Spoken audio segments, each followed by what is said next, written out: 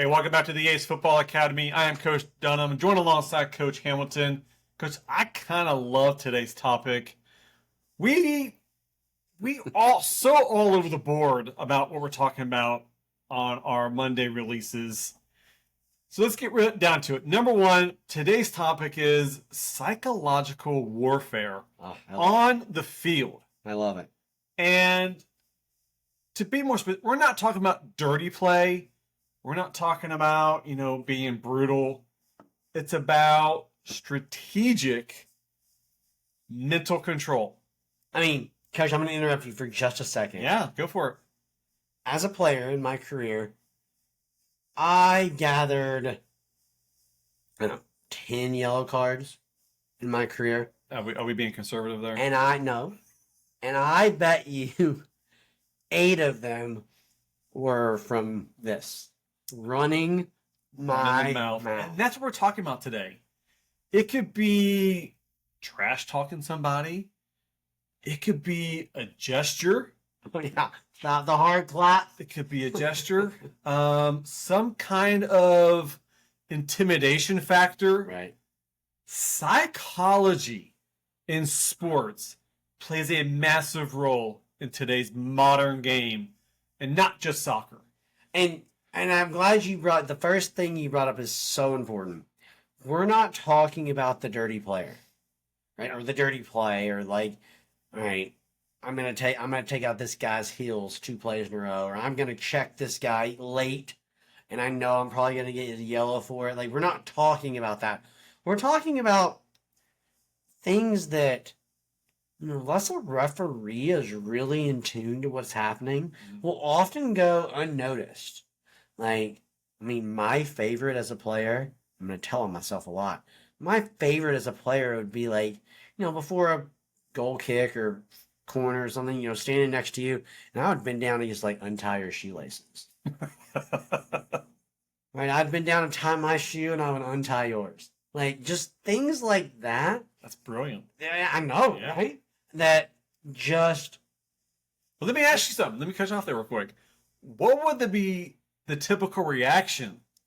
It would be the shove, and then I'd look at the referee like, shove me, right? And because right, that's what it is. Because the player looks at you, realizes what you're doing, and he shoves you. And again, I'm from a small town, so most of the people I did this to, like, I knew them. Like, we went to school, or we played club, or we whatever it was together, right? And so, it got to the point to where I would get next to players and they would move away from me because they knew. Be that little pest. Yeah, absolutely. Well, I love that because here's a quote, Coach. Physical battles may win individual duels in the game. Yes. But mental battles are winning matches. Right. And what we're kind of getting down to is we talk about stuff offline when we're watching. We could be watching NFL or NBA or watching NHL playoffs tonight. The team that rolls into the playoffs on a hot streak, are dangerous, and they may not even be the highest seed team. Yep. But that has to do with mental capacity of that team. They're all in sync. They're all on fire. And now they ride in with some confidence. Yes. And they could roll up to you and said, "You ain't scored in 5 games there, homie. Yeah. What you doing?" Yes. And now he's like, well, now he's just mad at you. He's mad at you for the comment. Yeah. And not focusing on his game's agenda. But he's also now thinking, shit, now I have to score. Right? And then now I'm pressing, right? Now I'm looking to do more than I need to do in that moment because of what you said. Well, let's get into some classic psychological tactics that we have used, I think. Yeah. If you've got a youth player, this is more really high school level and up that some of this could be used. 11v11. Come on. 11v11. We'll go 11v11. So let's get down to it, Coach. Number one, it's the most obvious, the trash talk and the banter. Yep. Some kind of verbal comment to your opponent that's going to get in their head. Yeah. Without crossing the line and I think you and I may have different aspects of what that line is. But the other side of that is who's hearing you cross that line. Correct. And that's really what it comes down to. So you love the trash talk. I was not a trash talker. love it. I was not. I was a quiet kid. You didn't hear me say much, but I worked my butt off. Tell me about some trash talking you would do, Coach. So I was a big clapper, right? Big clapper. So You would get on my nerves. yeah, bad. you know, right? And I would also, say things like, "Hey, he cannot go left. Just push him to the right, and he's done." Right? Because now, what are you going to try and do? You're going to try and go left, which is what I want you to do. Because really, you probably can't go left, and so now I got you exactly where I want you. Right? Yeah. Something I'm not proud of, but I've used as a coach sometimes. Uh-oh. I know. And this makes me sound like a horrible person because I coach youth soccer. But sometimes moments are big, right? And one of my favorite sayings are, "Hey, we got them right where we want them. Keep pushing. Keep pushing." Yeah. Right? "Hey, you got them right where you want them." Or, "Hey, it's coming. It's coming." I don't know if there's Come anything on, wrong with keep that. pushing. But there is some psychology there, Oh, right? for sure. If you're the other team, you're thinking, "Oh crap, they're getting ready to score. They're doing everything they're supposed to be doing, right?" And so I do use that as a coach sometimes. I mean, I'm like, "Blue, hey, we got them right where they want them, right where we want them. They are reeling. Let's go. Let's find it." And so I do use that quite a bit as well. But yeah, like I don't I don't feel like my trash talking was ever direct, but I do think like I'm a mastermind of talking to my team, but I'm talking to you, Oh, for sure. right? And I think that's what the best trash talkers do, or I guess the best banterers do. I guess the best trash talkers are like, "Hey, dude, you suck. Hey, dude, you can't do anything. I'm crushing you right now, right?" Mhm. I don't feel like I ever did any of that. I don't feel like I ever did any of that. But I do feel like I am a genius in the banter in which I can say things to my teammate that oh, he's talking to me.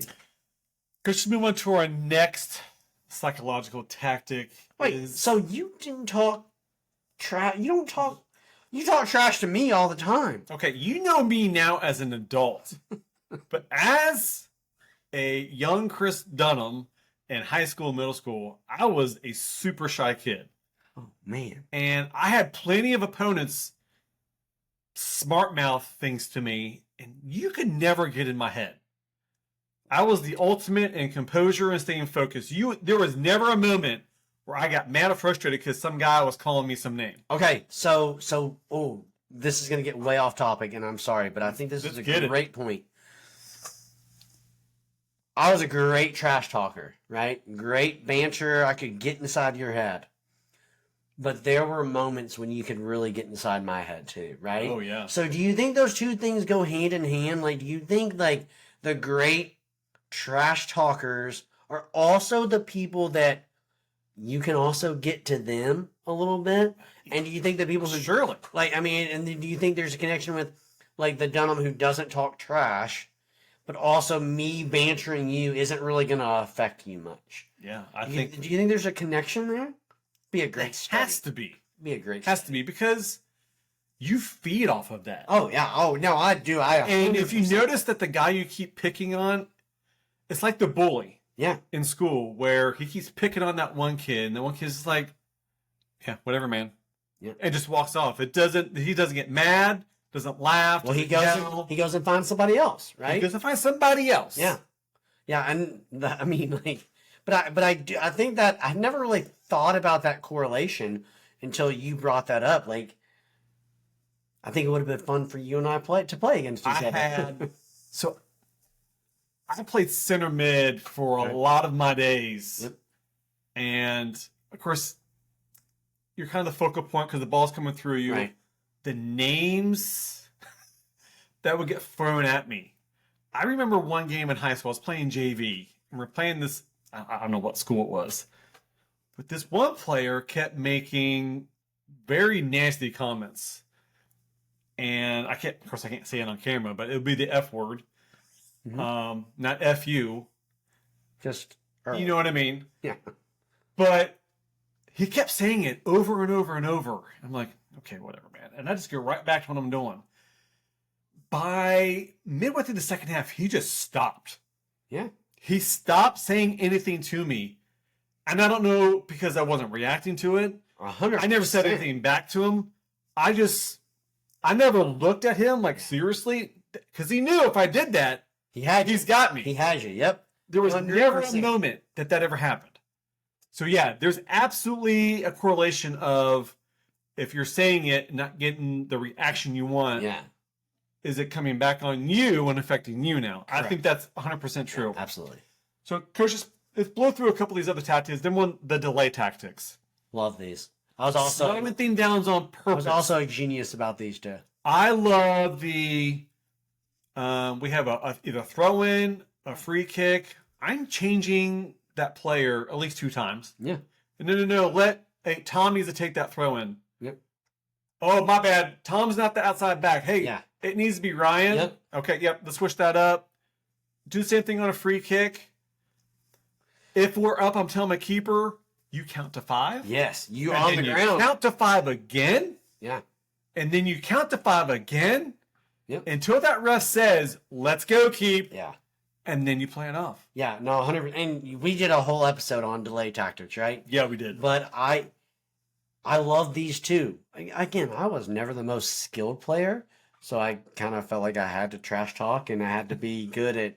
I was decent. I was fine, but I had a lot of fun playing the game because I was good at these tactics, right? Yeah. And so even simple things like I know it was out of bounds on me, but I'd pick it up to throw it in. And the referee would blow his whistle and give it to the other team, and you just toss the ball behind you. Yep. Right? You just throw it 3 or 4 or 5 yards behind you, and you just let it roll. I mean, just simple things like that. That now you're coming in to throw the ball in, especially late in the game, and I've thrown it 5 yards behind me, and you're just like, what? Yeah. And so like just simple things like that people don't think about that truly get into your head and get into the opponent's head without having anything really to do with the game. I kind of mentioned I was a solid player, but I was never going to go to the college level. I was never going to do anything great, but I was a great high school player because honestly, a lot of it because I think I was really good at these types of tactics. The next tactic we're going to talk about is there's no specific thing, but you got staring contest. Oh yeah, I don't do gestures, body language. There's little things that you can do, and we'll get into that here in just a second, that makes a person say, what is this guy doing?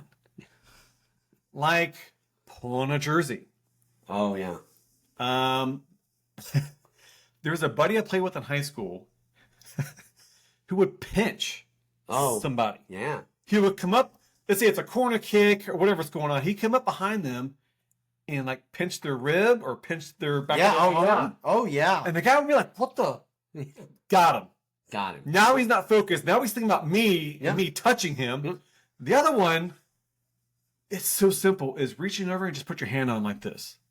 Yeah. And just leaving it there. Not looking at him, focusing out this way, but just doing these little hand gestures on them. Because now they're like, why is this guy putting his hand on me? Yep. Well, and I lean this. So I'm a very little guy. Like I was never, ever the biggest kid on the field. So the steering contest and things like that I didn't get into. Yeah. But it's just like the shoe tying. Like, Absolutely. like, hey, off the ball, I don't need the ball, but we're going to kick a corner and then I untie your shoe and now you're just like, my shoe's untied. Right? So doing things like that. I love, you walk over to mark somebody and you accidentally step on their toe. Oh, my bad. Yep. Right? You do things like that. I do it and again, maybe this makes me a bad coach, but I do it now with my girls. Like when I'm having to play with them because of set piece, like I did it tonight. I had to step in tonight because of numbers, and we were running some corners and things like that. And when they go to kick corners, I'd go to like, hey, I'm marking Chris. And the first thing I would do is I would go up and I would just grab the back of your jersey. And then I wouldn't say anything. I'd look at the corner and I would just grab the back of your jersey. And then she spends like 3 or 4 minutes or 3 or 4 seconds trying to knock my hand off the ball, and then the ball's played and she's out of the play. Absolutely. And then I tell them things like that. I'm like, hey, you should have been in the right spot. Why were you not? She's like, yeah, well, you were holding me. I'm like, you hear a whistle? Referee call it? Nobody called it. And so like just those things like that are just so simple, so unique to the game of soccer that I think makes this conversation so much fun. Let's get into our next topic here, Coach. The psychological strengths of winning teams.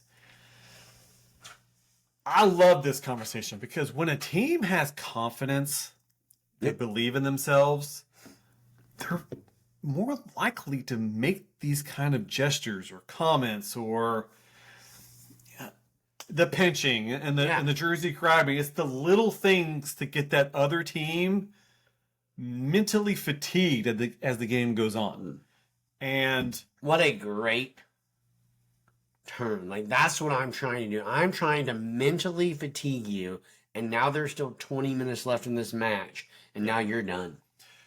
We always say it's not how you start the game, it's how you finish it. And if that team has been irritated by 2 or 3 players on your team the entire game, you think they're going to come back in the last 15, 20 minutes? Probably not. And then you give me an official who's giving me a call or two, and now you're just like, okay, there's nothing I can do today.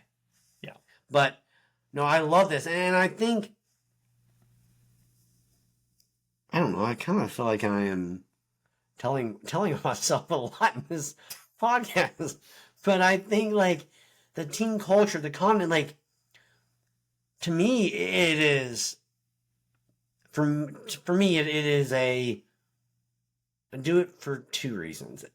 I do it for the confidence and things like that, but I also do it for the mind game. Like when I look at my girls, right before a goal kick or something, that it's very clear that all the momentum's on our side. You realize those moments as a coach when you're doing everything right, you just haven't scored. Right? And so as a coach, in those moments, when I can look and, it's quiet and they're going to chase the ball down for another goal kick, I can go, hey, Blue. And they all look at you, which also means the white's also looking at you. Oh, yeah. Right? Because you're loud. And you say things like, we have them right where we want them. Can we pick it up one more notch and go find the goal? Yeah. Like, yes, does that exude confidence in your team? Of course it does, or at least it should.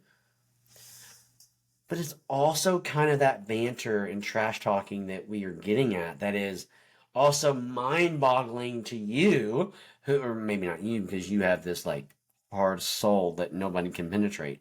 But to the average 15-year-old girl who's like, yeah, that coach is right. They're kicking our butts right now. We can't even get the ball past midfield, and they are going to score on us. Yeah. And now I've given my team another advantage. Well, again, that's another psychological warfare where you're speaking to your team. Yes. But outwardly, you're speaking to everyone on the field. Oh, 100%. Saying, hey, watch what I say about your team in your face. Yes. Let them know girls what's going on here. Yep. And we just released an episode of Friday Footy. Go back and listen to it on captains. Like, how cool would it be for a captain to say things like that? Hey, Blue, we are fine. We got them right where we want them. Let's just kick it up a notch, and we're going to score right here. I like calling this composure under pressure. Yeah. What teams, what players under the most pressure can stay cool in that kind of chaos where it's a 2-1 game. Yeah. You've come from behind to take the lead, and you've got players speaking outwardly, just like that. Oh. Hey, we got him now. Yeah. Yeah. We got him now. Yep. Hey, 5 can't handle this. Oh, 5 can't handle this. I'm so Let's glad you keep brought that rolling. up. Like, how easy is it for me to look at you and say, Chris, you were dominating that right wing. I'm giving you the ball every single time, and I need you to go one-on-one every single time. Mhm. Like, yeah, I'm coaching you, I'm talking to you, But you let but him. that outside back also Outside back, knows. no. That outside back, yes, also knows, okay, here they come. Yeah. And sometimes, again, I would rather it come from the player than from me as the coach. But you know, I think my teams are performing at a level where that's okay. But that role of the captain that maybe we even get to on the Friday Footy, like how you can use this psychological warfare to really amplify your team's play. Coach, let me ask you a question here. Is there really a point where you cross the line? and you and I grew up in different eras. Yeah, you're my where guy. I feel like my era. I am. Maybe yours wasn't that much different, but I feel like the era. There wasn't much emphasis on the bullying situation. Yeah.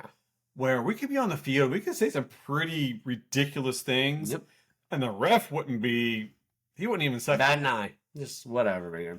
He's like, oh, you're talking smack to your opponent. Okay, yeah, whatever. Right. As long as you're not getting dirty physically, Correct. I'm going to let it go. Yes, that's the key. But these days, I feel like that's completely been twisted upside down. Where now the referees are listening to what being said on And the they're field. letting you play, but you can't say a word. Can't. And I think you and I are bothered by that. Yeah. Because we watch the pros Yeah.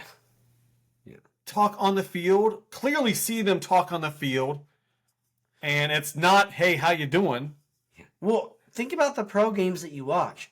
Every time this center makes a call, he's got 2 or 3, 4 guys or girls even in their face. Like screaming. And he's like, they're like backing up and like, but I guess the answer is, or I guess your question is there a moment when you cross the line?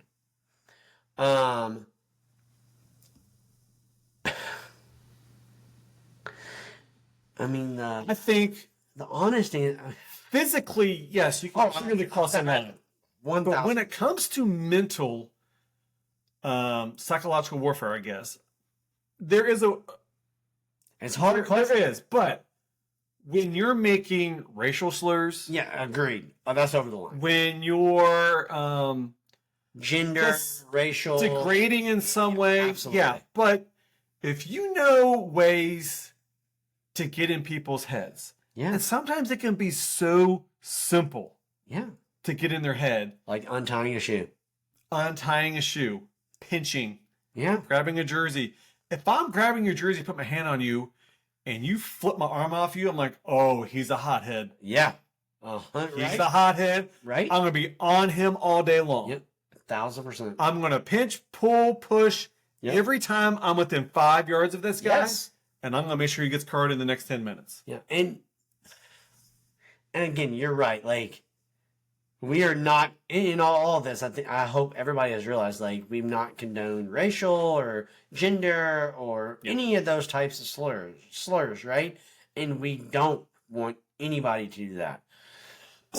But we have kind of joked about, like, hold the jersey or untie the shoe, or the coaching your team, your player, your teammate, but you're also talking to that outside back, right? I don't think any of that is crossing the line. I think all of that is fair. I think, and I know this is going to be your next portion of this, I think a lot of that is in the referee's discretion. where, if I'm like, Dunham, that outside back cannot stop you. Take him one-on-one every single time. Now, if the referee walks over to me and says, hey, I understand what you're doing, but I need you to not single out that different, like things like that, then okay, now the referee has gained some control in that moment. I think in that moment, if that's the conversation, I think that referee is wrong in that moment, but that is the referee's right to control that. And I think this is where you see how smart your players can be. Yeah. Because if they're just chirping the entire game, correct. Now you're just getting obnoxious. Yep. Now we're just. Oh, what a great point. Now the ref's probably like, oh my God, this guy's got to stop talking. Yeah. No. And he's probably going to get pulled aside. It's knowing when are the right moments to implement these psychological warfare tactics. Because it can't be just nonstop. Because eventually, maybe even your own player will be like, Charlie, dude, you're on my nerves. Absolutely. 100%. And now you've got your own teammates getting irritated. Yeah. So it's finding those right moments where it's a stoppage in play, or there's a substitution, or he just shanked a shot. Right? And so like that also goes back to in this psychological warfare conversation we're having, it also goes back to those moments of bending over and untying the shoe, or like I'm not saying a word. Nobody's doing anything. Absolutely. Right? And so all I'm doing now is trying to get a rise out of you. Yeah. And you're right. As soon as I untie your shoe for the 4th time and you shove me, now I look at the referee like, dude, did you see him just shove me? Right? And so now I don't have to untie your shoe the rest of the match. Now all I have to do the rest of the match is go and stand next to you. Yeah, that's it. Because now your mind immediately goes to, if this dude bends over, I'm gonna knock him out. Right? And so it's just, I don't know. This part of the game for me is so much fun. The right players are really good at this stuff.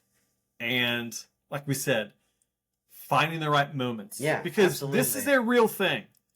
There are times where you can take a great player out of an intense match.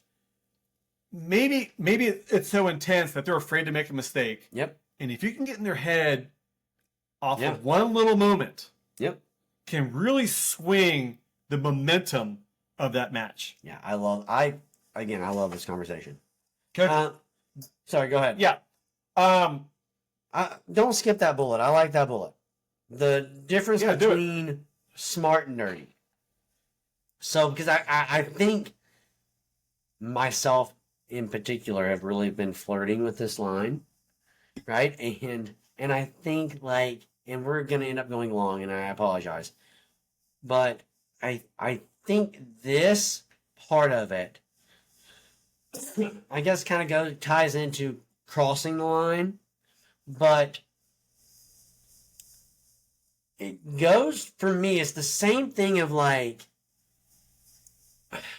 don't know, the best way I can explain it is, it goes to a corner kick, right? Your team has a corner kick, so you pushed a lot of players forward, and the ball gets cleared out, and the other team's countering, and my center back at midfield gives you a little hip bump, and they get called for a foul at midfield, instead of giving up a 2-on-1 against the keeper, right?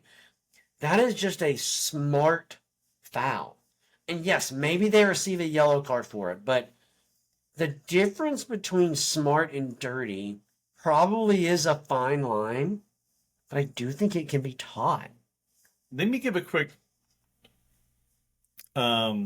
story here. So we all know who Muhammad Ali is. And he was in a match with George Foreman, which we all know about that. I watched an interview with both of them separately having interviews. And the match was getting to round 10, round 11. And, George Foreman was the big hitter, had all these knockouts. Muhammad Ali was just quick and smooth. And there was a point, and I forget what round it was in, where George Foreman had him in the corner, throwing these haymakers. He's clearly exhausted. It's like the 11th or 12th round. And Muhammad Ali gets in his ear and says, "Is that all you got?" Yeah. And they flip to George Foreman, who's saying, "Yeah." That's And I thought to myself, that's about it, man. yeah. And Muhammad Ali went on to win that match. Yeah. Again, he waited for the right moment Agreed. to get in his head. Folks, we are the Ace Football Academy. We hope you've enjoyed this episode because we love talking about the mental side of the game. I'm Coach Dunham. That's Coach Hamilton. Go kick some ace.